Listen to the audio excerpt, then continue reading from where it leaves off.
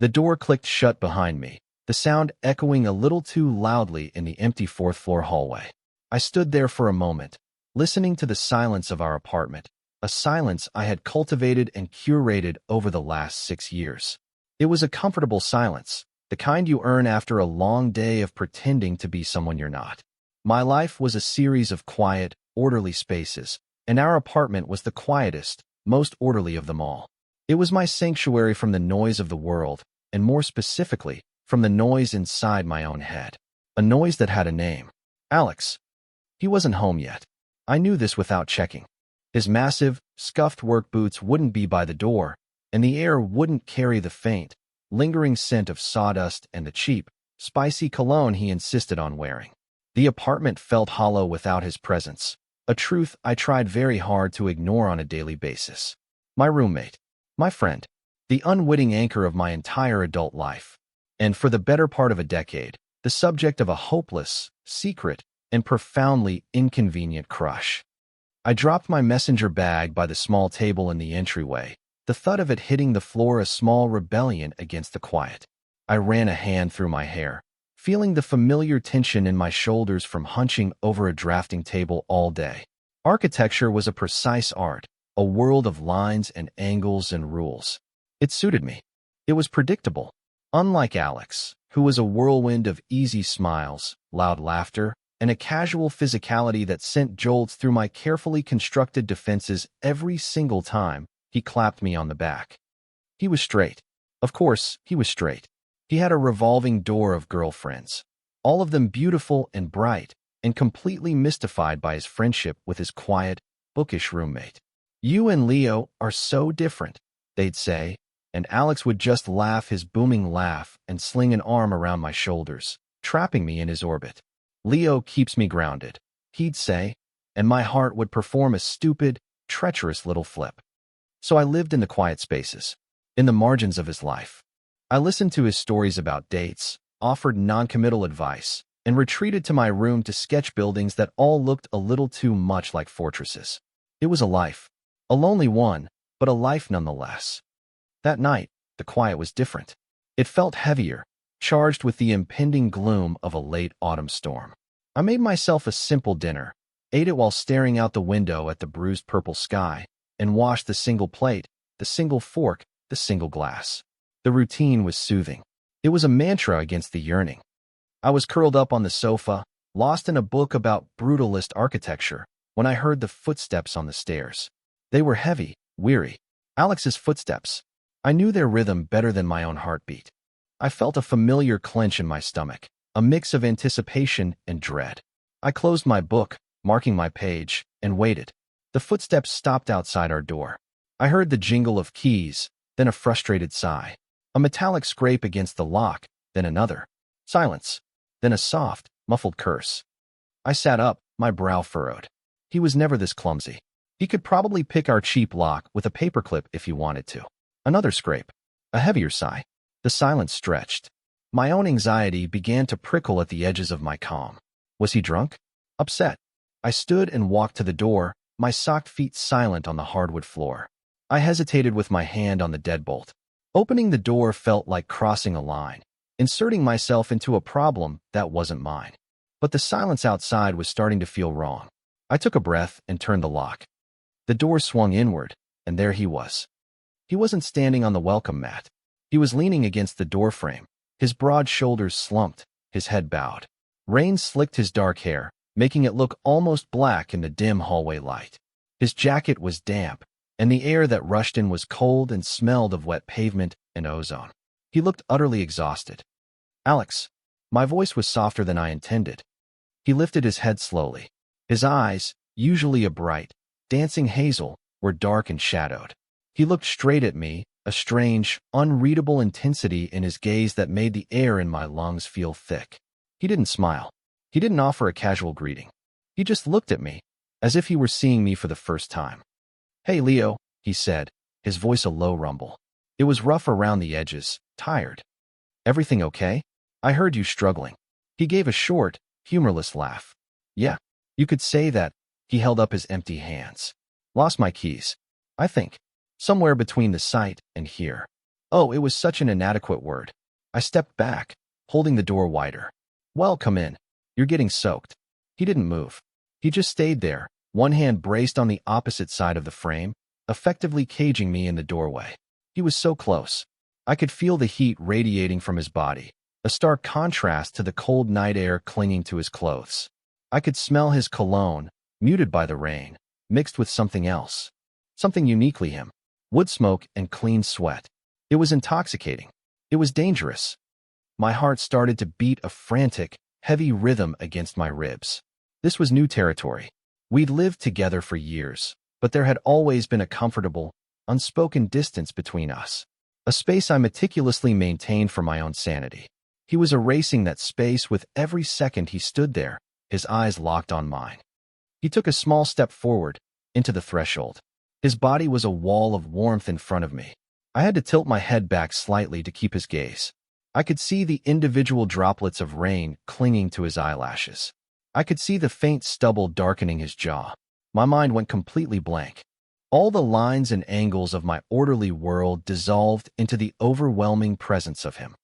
He leaned in closer, and my breath hitched. My back was pressed against the cool, solid wood of the doorframe. There was nowhere to go. My entire universe had shrunk to the few inches of charged air between our bodies.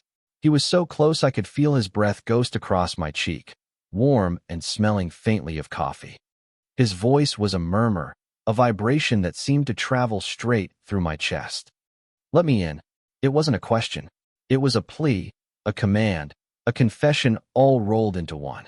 And it wasn't about the apartment. I knew it. In that moment, with his eyes searching mine, the world fell away. There was no roommate, no friend, no straight guy who would never look at me twice. There was just Alex, and me, and the terrifying, exhilarating possibility hanging in the air between us. I am frozen. My hand is still on the doorknob, my knuckles white. My brain, usually a frantic hive of activity, is just static. All I can process is the proximity, the heat of him, the low timbre of his voice echoing in the space behind my ribs. Let me in. It's a simple request, a statement of fact. He is outside, he wants to be inside. But the weight of it, the way his eyes hold mine, strips the words of their simplicity. It feels like he's asking for more than just entry into our apartment. It feels like he's standing on the threshold of my carefully guarded heart, asking for a key I never knew I had.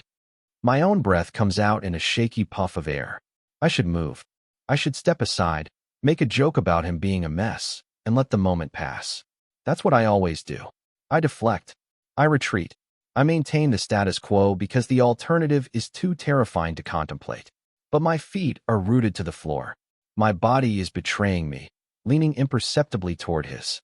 He must see the conflict in my eyes. A flicker of something, doubt, vulnerability, crosses his face. His gaze drops for a fraction of a second to my mouth before snapping back up to meet mine. The air crackles. The rain outside seems to get louder, a roaring in my ears that matches the blood rushing through my veins. Then, as slowly as he leaned in, he pulls back. Just an inch. But it's enough to break the spell. He straightens up, running a hand through his wet hair, and the intense, focused man from a moment ago is replaced by the familiar, slightly sheepish Alex. Sorry, he mumbles, looking at a spot over my shoulder. Long day. I'm beat. The tension snaps. I can breathe again, though the air still feels thin. No, it's fine, I manage to say, my voice sounding strained.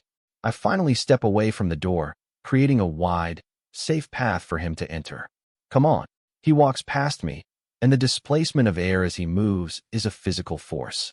He brings the scent of the storm inside with him. He sheds his damp jacket, hanging it on the hook by the door with a weary sigh. He toes off his boots, lining them up neatly, a habit I'd teased him about for years. Everything is normal again. The world rights itself on its axis. And I hate it. For one dizzying second, I had stood on a precipice, and the view had been terrifying and beautiful. Now I was back on solid ground, and it felt like a cage. Thanks, man, he says, turning back to me. He's trying for a smile, but it doesn't quite reach his eyes.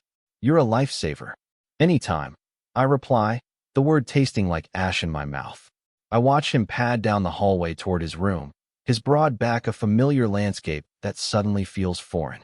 The door to his room clicks shut, and I'm left standing in the entryway, the ghost of his warmth still clinging to the air. I press my back against the door, the cool would a poor substitute for the frame I'd been pressed against just minutes before. I close my eyes. Let me in.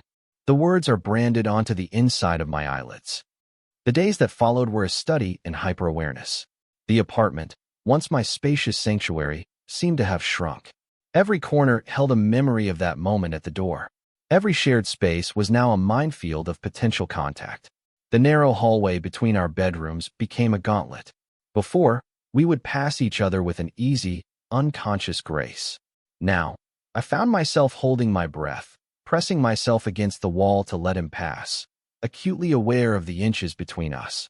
Sometimes, the fabric of his t-shirt would brush against my arm, and a spark would jump between us, a static charge that left my skin tingling long after he'd gone.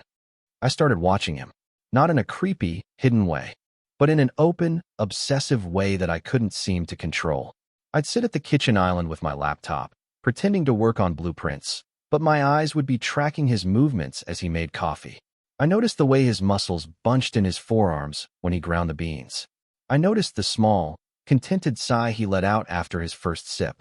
I noticed the way he'd absent-mindedly chew on his lower lip when he was reading something on his phone. These were details I had known for years, filed away in the vast, useless catalog of my affection for him. But now they felt different. They felt like clues. My internal monologue became a relentless courtroom drama. The prosecutor, a slick, cynical version of myself, presented the evidence. He's straight. He's always been straight. He was tired and wet and just wanted to get inside. You're projecting years of pathetic pining onto a single, meaningless moment. The defense, a smaller, more hopeful voice, would weakly object. But the way he looked at you, the way he hesitated, the way he said it. He didn't just say, "Open the door," he said, "Let me in."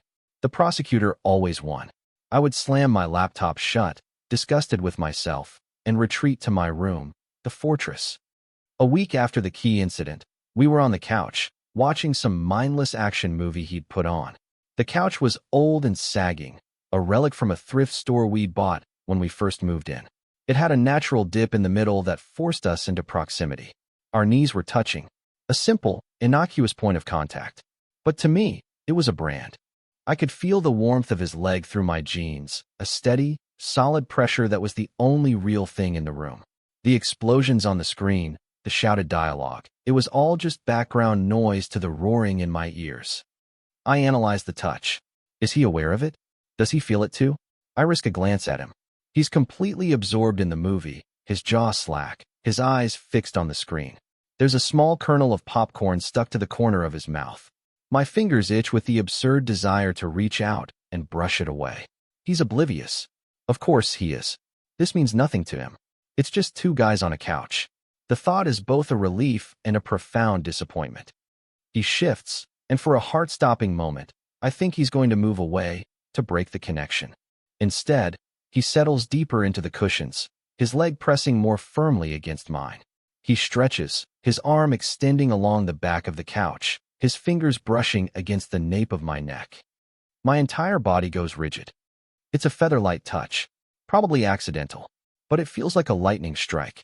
I can feel the calluses on his fingertips, a faint roughness against my skin. Time slows down. I can hear the frantic thumping of my own heart.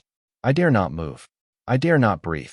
I am a statue, terrified that any movement will shatter the moment. His fingers stay there. They don't move, they don't retreat. They just rest there, a warm, heavy presence at the base of my skull. He clears his throat, still watching the movie.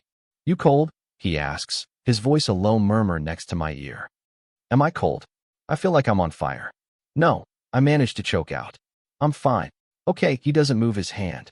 He leaves it there, a casual, possessive weight that sends my carefully ordered world spinning off its axis. My internal prosecutor is screaming, "This is what friends do." It's nothing. But the hopeful defense attorney whispers, "Friends don't make your skin burn. Friends don't make you forget how to breathe." The movie ends. The credits roll. His hand is still there. The silence in the room is thick with unspoken things. I know I should say something. I should get up, say goodnight, and escape to the safety of my room. But I can't. I am pinned by the weight of his hand, by the weight of my own hope. Finally, he stirs. He lets out a huge yawn, stretching his other arm toward the ceiling. His fingers finally, reluctantly, leave my neck. The skin where he touched me feels instantly cold, bereft. "Well, I'm wrecked," he announces, rubbing his eyes. "Gotta be on site at 6 tomorrow." He stands up, his joints popping. He looks down at me, still frozen on the couch. A small, soft smile plays on his lips. It's different from his usual wide, easy grin. This one is quieter, more intimate. "Night, Leo." "Good night, Alex," I say to his retreating back. I stay on the couch long after he's gone, staring at the blank television screen. I bring my own hand up to the back of my neck, trying to recapture the feeling of his touch. But it's no use. The only thing I feel is the frantic pulse throbbing just beneath my skin.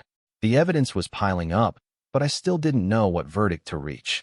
All I knew was that the quiet, orderly spaces of my life were being systematically invaded, and I wasn't sure if I wanted to build the walls higher or tear them down completely. The storm that had been threatening on the night of the key incident finally broke 2 weeks later. It wasn't a gentle rain. It was a furious, biblical deluge. The sky turned a sickly shade of green-gray, and the wind howled like a wounded animal. I was standing at the living room window, watching the trees in the small park across the street bend and sway, when the lights flickered once, twice, and then died completely. The apartment was plunged into an inky, disorienting blackness. The hum of the refrigerator, the low glow of the modem, the digital clock on the oven, all the small, electric heartbeats of our home were silenced. The only sound was the roar of the wind and the relentless drumming of rain against the glass. "Whoa." Alex's voice came from the direction of his bedroom. A moment later, I saw the wavering beam of his phone's flashlight cut through the darkness. "You okay?" "Yeah, fine," I called back, my own voice sounding small in the sudden, vast darkness. "Power's out." No kidding, he emerged from the hallway, the flashlight beam dancing around the room, creating long, distorted shadows that made our familiar furniture look monstrous. "Well, this is cozy." My heart was beating a little faster than it should have been. A power outage. Forced proximity. No distractions. It felt like a scene from a movie, and I had a terrible feeling I knew what kind of movie it was. "I think I have some candles," I said, mostly to fill the silence. "In the kitchen somewhere." Lead the way, he followed me, his flashlight beam a warm circle on my back. We fumbled through the kitchen drawers, our hands occasionally brushing in the dark, each touch sending a fresh jolt through my system. I found a box of emergency candles and a book of matches. My hands were shaking slightly as I tried to light the first one. "Here, let me." Alex's voice was close to my ear. He took the matchbook from my trembling fingers. His hand was large and warm and steady, completely enveloping mine for a second. The brief contact was enough to make my breath catch. He struck a match, the flare of it momentarily blinding me, and lit the first candle. The small flame pushed back the darkness, casting a warm, flickering glow across his face. The shadows hollowed out his cheekbones and deepened the intensity of his eyes. He looked like a figure from an old painting, all sharp angles and dramatic light. He lit a few more candles, and we placed them around the living room, on the coffee table and the mantelpiece. The apartment was transformed. The harsh overhead lights were gone, replaced by a soft, intimate glow that made the room feel smaller, safer. We ended up sitting on the floor, our backs against the couch, watching the candlelight dance and the storm rage outside. The absence of electricity was liberating. There was no TV to watch, no phones to scroll through. We were saving our batteries, no work to do. There was just the two of us, the storm and the silence. For a long time, we didn't speak. It wasn't an awkward silence. It was comfortable, companionable. I listened to the rhythm of his breathing, a steady, calming presence next to me in the dark. I could have stayed like that forever. "You know," he said finally, his voice soft in the quiet room. "It's weird. I spend all day surrounded by guys, yelling over saws and generators. It's so loud. But I think this is the quietest it's been all week." I glanced at him. He was staring into the flame of the candle on the coffee table, his expression thoughtful. This was a side of him I rarely saw. The introspective Alex. The one who wasn't performing for an audience. "I like the quiet," I admitted. He turned his head to look at me, a real smile gracing his lips. I know you do, he paused, his gaze searching mine. The candlelight made his eyes gleam. Do you ever get lonely, though, Leo? The question hit me like a physical blow. It was so direct, so perceptive. It was the question I spent my entire life avoiding. Loneliness was the defining feature of my existence, the ghost that sat at my dinner table and slept in the bed next to me. I looked away, focusing on the frantic dance of the candle flame. Sometimes, I said, the word a small, tight knot in my throat. Yeah, he said softly. Me too. I turned back to him, surprised. You? You're the least lonely person I know. You're always surrounded by people. He shrugged, a heavy movement in the dim light. Being surrounded by people and not being lonely are two different things. He picked up a stray bit of wax that had dripped onto the table, rolling it between his thumb and forefinger. Sometimes it feels like I'm playing a part, you know? The easygoing construction guy, everyone's buddy. But it's exhausting. And at the end of the day, when everyone goes home, it's just quiet. He used his own word, but it sounded different coming from him. Not peaceful, empty. This was a revelation. Alex, my confident, charismatic, effortlessly social roommate, felt a loneliness that mirrored my own. The wall I had so carefully constructed between us, the one built on our perceived differences, suddenly felt flimsy. It was a moment of unexpected, terrifying vulnerability. He was letting me in, not just into the apartment, but into a small, hidden room inside himself. What about your art? He asked, changing the subject, perhaps sensing he'd revealed too much. You never show me what you're working on. I felt a blush creep up my neck. My art. My sketchbooks were my diaries, filled with the things I couldn't say out loud. Buildings that were metaphors for my own emotional state. And, more recently, sketches of him. Quick, furtive drawings of his hands, the line of his back, the way he looked when he was focused on something. It's just technical stuff, I lied. Drafting exercises. Nothing interesting. I don't believe that, he said, his voice gentle but firm. I've seen the way you look at things. The way you notice details nobody else does. I bet your drawings aren't just lines on a page. He was seeing me. Not just the quiet roommate, who paid his half of the rent on time. He was seeing the person underneath. It was exhilarating and it was petrifying. I felt exposed, stripped bare by the candlelight and his quiet, intense gaze. The storm outside began to subside, its fury abating to a steady, rhythmic patter. The candles burned lower, the wax pooling at their bases. The world was slowly returning to normal. But something inside me had shifted. The foundation had cracked. He had shared a piece of his own vulnerability, a moment of softness that dismantled my defenses more effectively than any grand gesture could have. He saw me, and he wasn't looking away. He leaned a little closer, his shoulder brushing against mine. One day, he said, his voice barely a whisper, you'll have to let me see. It wasn't a question. It was a promise. And as I sat there in the warm, flickering dark, I felt a dangerous, unfamiliar emotion begin to bloom in my chest. It felt a lot like hope. The aftermath of the power outage was subtle but significant. The dynamic between us had changed. The air was still charged, but the anxiety that had hummed beneath it was being replaced by a tentative curiosity. The touches became less accidental, more deliberate. A hand on my lower back as he squeezed past me in the kitchen, his fingers brushing mine when he passed me a coffee mug. Each one was a small, quiet question, and my lack of retreat was the answer. My internal courtroom was in chaos. The cynical prosecutor was sputtering, grasping at straws, while the hopeful defense attorney was starting to strut around with a newfound confidence. The evidence was becoming undeniable. But what did it all mean? Where was this going? Alex was still Alex. He still talked about the pretty barista at the coffee shop, still got texts from numbers I didn't recognize. The cognitive dissonance was giving me whiplash. One evening, about a month after the storm, the tipping point arrived. I was in the living room, trying to read, but my mind kept wandering. Alex came out of his room, dressed to go out.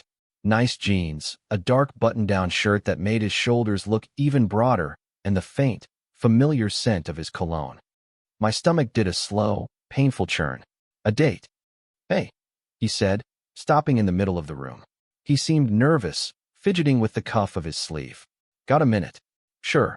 I put my book down, bracing myself for the inevitable story about some girl he was meeting. So, I'm meeting someone, he began, confirming my fears. And, I could use some advice. Advice? I raised an eyebrow. Since when do you need my advice on dating? Just hear me out. He sat on the edge of the coffee table, facing me. He was leaning forward, his hands clasped between his knees, his expression serious. Okay, so? If you were taking someone out, someone you really wanted to impress, someone who is, I don't know, quiet, artistic, doesn't like loud, crowded places, where would you go? My brain stuttered to a halt. The question was so specific, so tailored, it was like he was reading a description of me from a teleprompter. My cynical prosecutor screamed, "It's a coincidence. He's dating a female version of you." But the question hung in the air, pointed and heavy. I struggled to find my voice. I guess not a bar. Maybe that little Italian place on Grove Street. The one with the quiet garden in the back. Or that independent cinema that shows old black and white films. He nodded slowly, his eyes fixed on mine, absorbing every word. Okay, good. And what about conversation? What would you? What would they want to talk about? This is a test. The thought was a sudden, blinding flash of insight. He wasn't asking for advice. He was asking me.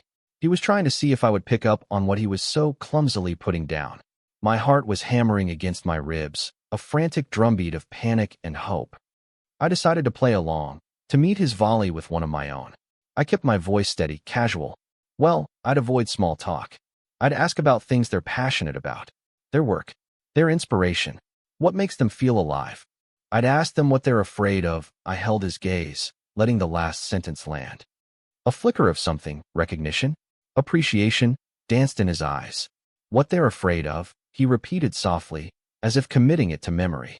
He stood up, the strange, intense interview seemingly over. Thanks, Leo. That's really helpful. He started to walk toward the door, and a wave of disappointment washed over me. So that was it. He was still going.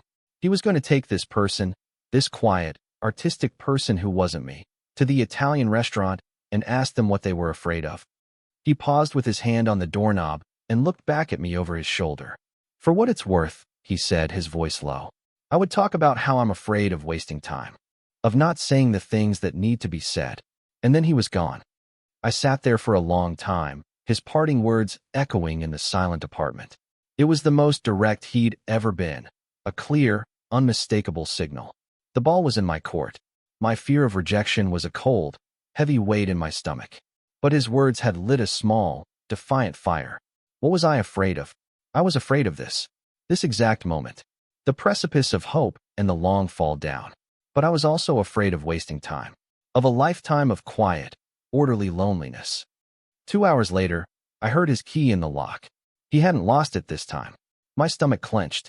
I was in my room, sketching furiously in my notebook, trying to channel the nervous energy into the graphite.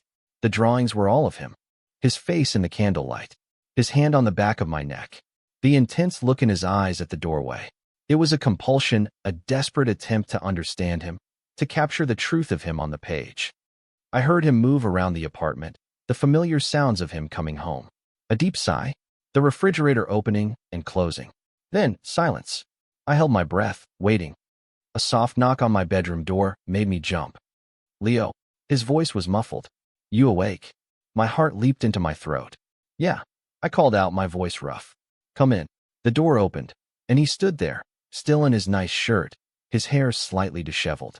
He was holding a small, white paper bag from the Italian restaurant on Grove Street. The date was a bust, he said, a wry smile on his face. He walked into my room, his presence instantly making the space feel smaller. She never showed. He was lying. I knew he was lying. There was no date. There was never going to be a date. The whole thing was a performance, a convoluted, roundabout way of speaking a language he wasn't sure I understood.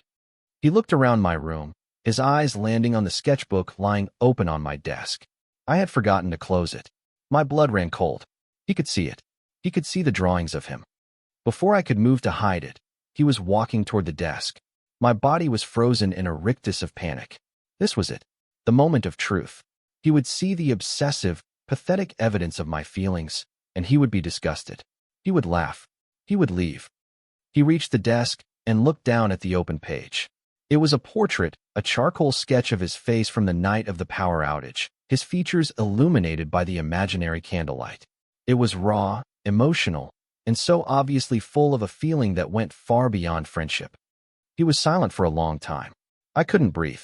The silence stretched, pulling taut like a rubber band about to snap. I braced myself for the impact. He didn't look up at me. He just kept staring at the drawing. He reached out a hand, his fingers hovering just above the page, as if he were afraid to touch it.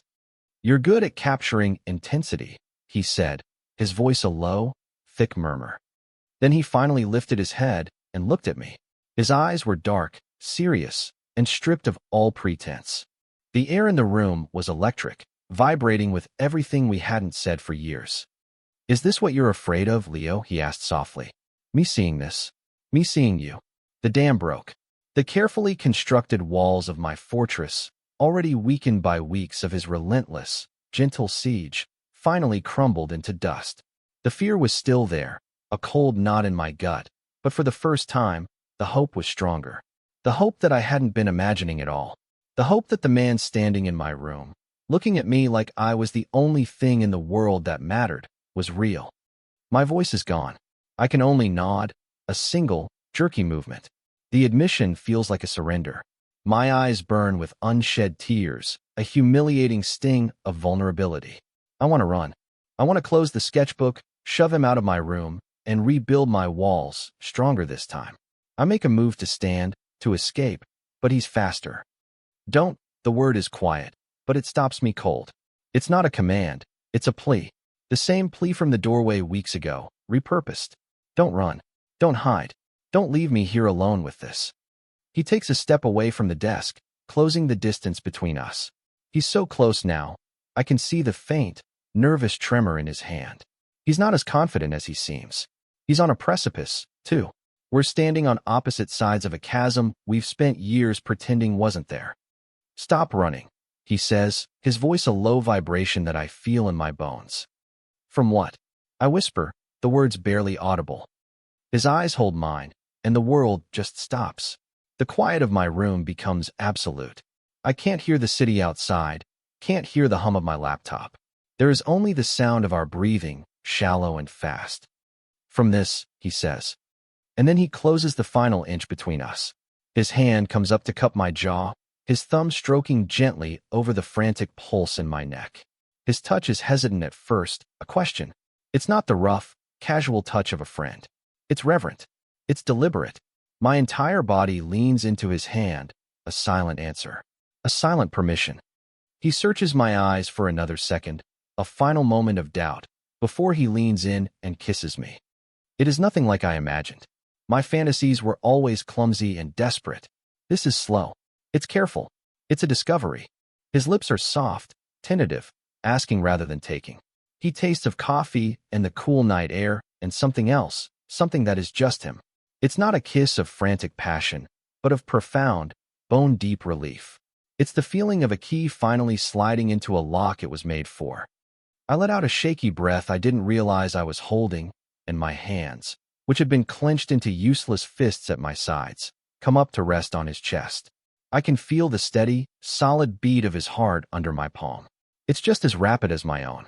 My eyes flutter shut, and I kiss him back, pouring every unspoken word, every secret sketch, every year of silent yearning into the simple, breathtaking pressure of my lips against his. He makes a soft sound in the back of his throat, a noise of surrender, and deepens the kiss. His other arm wraps around my waist, pulling me flush against him. There is no space left between us, no room for doubt or fear. His body is a solid, warm anchor in my swirling universe. I feel his strength, the hard muscle of his chest and arms, but he holds me with a tenderness that makes my knees feel weak. This is real. The thought breaks through the haze of sensation. This is happening. Alex is kissing me, and he is not pretending. When we finally break apart, we're both breathless. He rests his forehead against mine, his eyes still closed. His hand is still cupping my jaw, his thumb now tracing the line of my lips. "I've wanted to do that," he breathes, the confession a warm puff of air against my skin, for a very, very long time. My own confession tumbles out, clumsy and raw. "I've been in love with you since college." He opens his eyes. They are dark and impossibly soft. A slow smile spreads across his face, a genuine, unguarded smile that reaches all the way to his eyes. It's the most beautiful thing I've ever seen. College, huh, he murmurs. You've got me beat. I think I've been in love with you since the day you yelled at me for putting a wet glass on your antique wooden coffee table. A laugh bubbles up out of my chest, a sound of pure, unadulterated joy. I had forgotten all about that. It was the first week we lived together. I had been so uptight, so terrified of this loud, boisterous person invading my space. I knew then, he continues, his voice growing serious again. I knew you were different. You saw things. You cared about things. And I was scared of what it meant, of what I was. So I built my own walls, filled my life with noise so I wouldn't have to hear the quiet truth.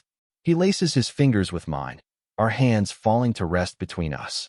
His grip is firm, steady, a promise. The truth is, he says, looking down at our joined hands and then back up to my face. My life is just noise without you in it, Leo. You're the quiet. You're the part that makes sense. He leans in and kisses me again, and this time there is no hesitation. It's a kiss of certainty, of homecoming. The chasm between us is gone. We are on the same side now, and the view is no longer terrifying. It's just right. The fortress I'd spent my life building hadn't been to keep the world out. It had been to keep him in. And now, finally, he had found the key. He had let himself in. I woke to the pale gray light of dawn filtering through my window and the unnerving realization that I was alone. The space next to me in the bed was cool to the touch. For a disoriented moment, I thought I had dreamed it all. The confession, the sketchbook, the earth-shattering, life-altering kisses. The familiar, crushing weight of loneliness settled back onto my chest, heavier than ever before. It was a dream. Of course, it was a dream. Then I saw it. The white paper bag from the Italian restaurant was still on my desk, next to the open sketchbook. And the scent of him, that mix of spice and sawdust and rain, lingered in my sheets, a faint, ghostly presence. It hadn't been a dream. It had been real. Which meant he was gone. A cold, sick panic churned in my stomach. He regretted it. I had pushed him too far, or he had gotten swept up in a moment and woken up to the harsh reality. He'd seen the depth of my obsession in that sketchbook, and it had freaked him out.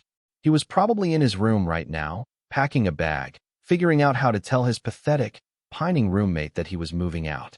The hopeful defense attorney in my head was gone, replaced by the jeering, "I told you so" sneer of the prosecutor.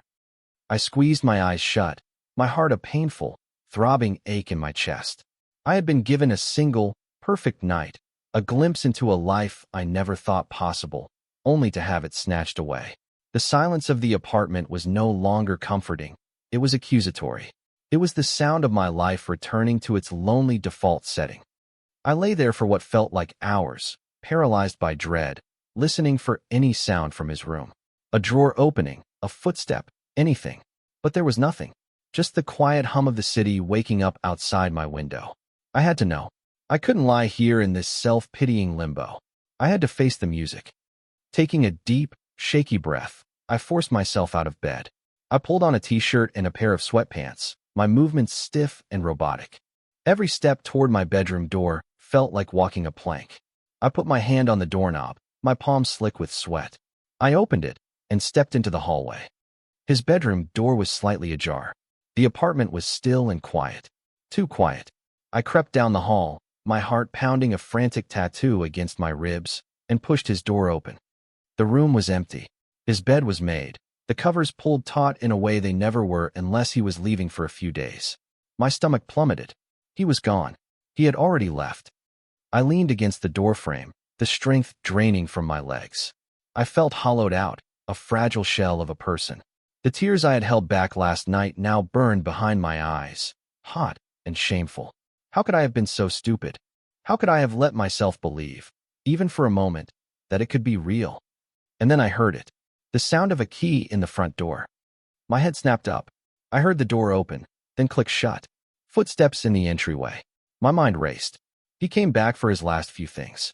I needed to hide, to get back to my room before he saw the pathetic, heartbroken look on my face. But my feet wouldn't move. I was frozen in his doorway as he came down the hall. He wasn't carrying a duffel bag. He was carrying a cardboard tray with 2 steaming cups of coffee and a small paper bag that smelled heavenly of fresh pastries. He stopped when he saw me, his expression of easy contentment shifting to one of concern. "Hey," he said softly. "You're up." I was trying to be quiet. I just stared at him, my brain struggling to process the scene. Coffee. Pastries. Not a suitcase. My voice was a croak. "I thought you were gone." The admission was humiliating, but I couldn't stop it. His face softened completely. He closed the remaining distance between us, his eyes searching mine. "Gone?" he repeated, his voice gentle. "Leo, no. I couldn't sleep. My head was spinning. I went for a walk. To think. To think about what?" I asked, my voice still trembling with residual panic. "About how to do this right," he said, his gaze unwavering. "About how I've been an idiot for years. About how I woke up this morning, and for the first time in a long time, I didn't feel lonely. I felt safe." He set the coffee tray down on the hallway table. "I was just thinking about us. And then I thought you might like coffee." The relief that washed over me was so intense, it almost buckled my knees. He wasn't running away. He was walking toward me, with coffee. It was such a simple, domestic gesture, but it felt more profound than any grand declaration of love. It was real. It was morning after, messy hair, not sure what comes next real. He reached out and took my hand, his fingers lacing through mine. His hand was warm and solid, chasing away the last of the morning's chill. "I wasn't running away, Leo," he said again, his voice firm with reassurance. "I'm done running." He led me into the kitchen, and we sat at the small table, the one where I had eaten so many solitary meals. He pushed a cup of coffee toward me and opened the pastry bag. The sun was streaming through the window now, illuminating the dust motes dancing in the air. The apartment didn't feel hollow or accusatory anymore. It felt full. It felt like a home. We didn't talk much as we drank our coffee. We didn't need to. The silence was comfortable, filled with the quiet energy of a new beginning. I watched him as he ate a croissant, noticed the way a few flakes got stuck in the stubble on his chin. And instead of the familiar ache of unrequited love, I felt a warm, expansive sense of peace. He was here. He was real. And he was mine.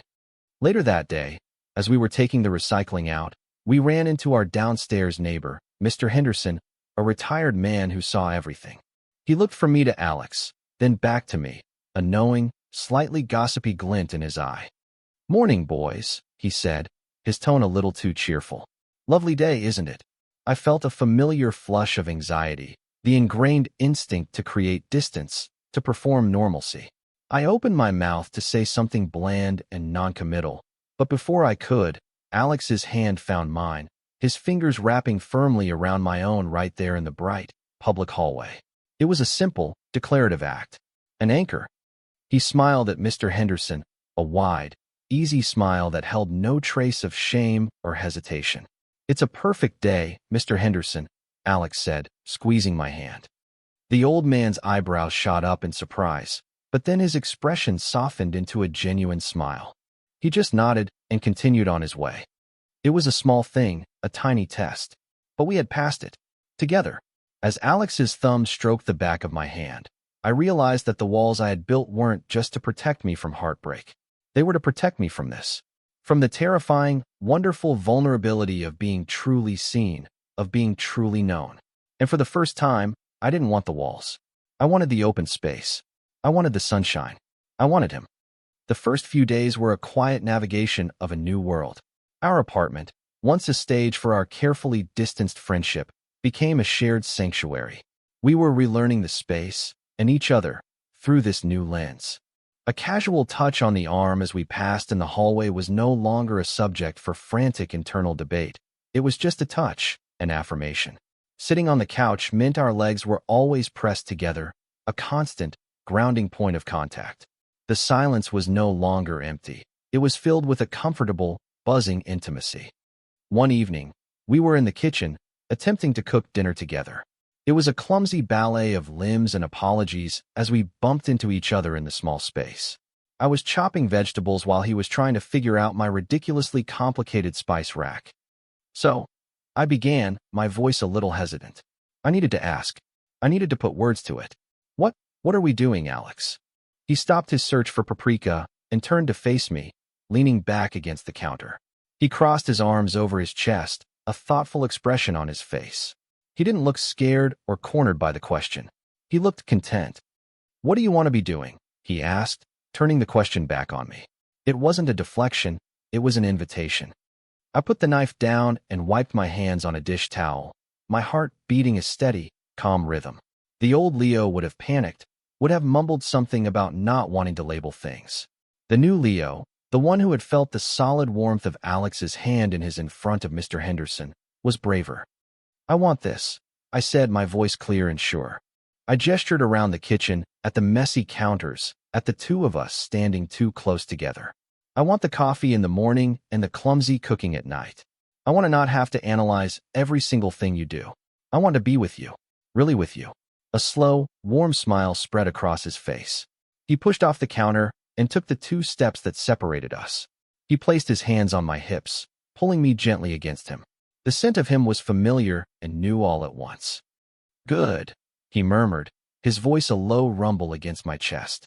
"Because that's what I want, too." He leaned down and kissed me, a soft, flour-dusted kiss that tasted of certainty. "We're figuring it out," he said against my lips. "Together.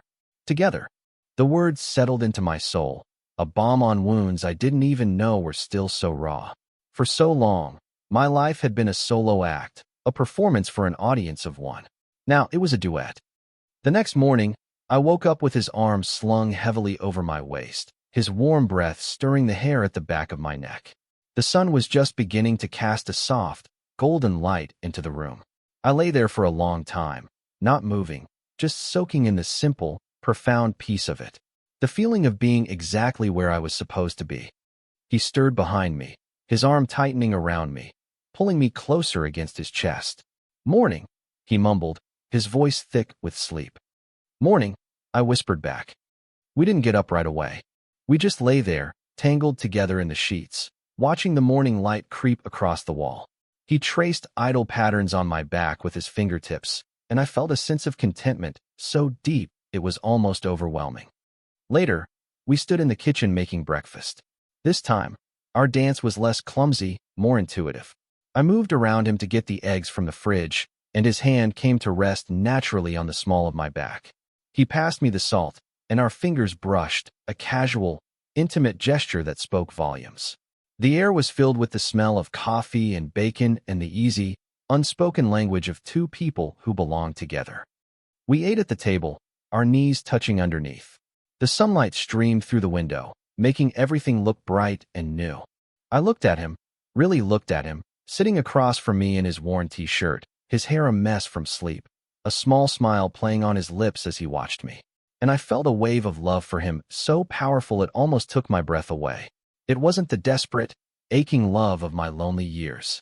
It was a calm, steady, and radiant thing. It was home. My life had been a fortress of my own design, built with blueprints of fear and routine. I had convinced myself that the quiet inside its walls was peace. But it was just silence. Alex hadn't stormed the gates or broken down the door.